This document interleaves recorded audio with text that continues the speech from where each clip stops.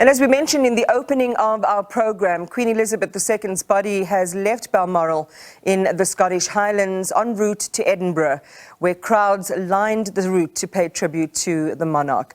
The coffin, which had been at the ballroom of Balmoral Castle and covered with the Royal Standard of Scotland with a wreath of flowers on top. The Queen's funeral will be held on the 19th of September. Kailihle Kumalo has more.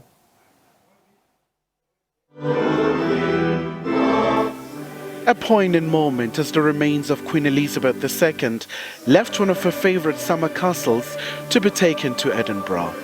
The Queen's oak coffin, which had been in the ballroom of Balmoral Castle, was covered with the Royal Standard of Scotland and a wreath of flowers on top.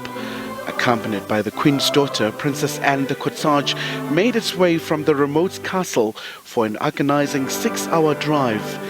Many observed the journey could not hold back their tears. It's just very, very sad.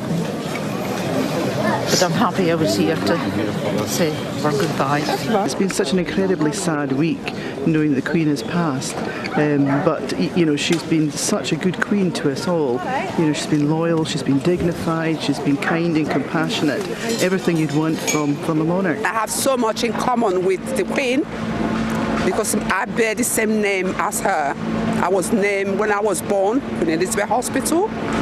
They named me Elizabeth, so I'm really big fan of the royal family. She was a remarkable woman as a mother to imitate. That's why I'm here. I'm sad, as you know, I'm crying, it's horrible. Mourners continue to flock to almost all the palaces across the UK to show support with floral tribute. The words "God Save the King" have been sung by people attending church services in the United Kingdom. For the past 7 decades that Queen Elizabeth II ruled, Britain's national anthem was "God Save the Queen." Some Commonwealth countries also used Sunday to pay homage to the late monarch. The wonderful thing about the whole of her reign is she built the Commonwealth brick by brick with all the leaders, and they made sure that it got stronger and stronger. And perhaps the greatest testament to the strength is that at Kigali, 2 new members applied and were granted the joy of joining our family. Those 2 members being Togo and Gabon. Neither of them had ever had anything to do with the British Empire. They were in fact French colonies. But they've seen the wonder of the relationship of what our family has been doing, particularly in trade, in climate change. It's a good thing because we live in a world which is becoming one today. And I'm happy to see that we are also mourning her death. Just the way they celebrated 15th August, for us, we are mourning her death today.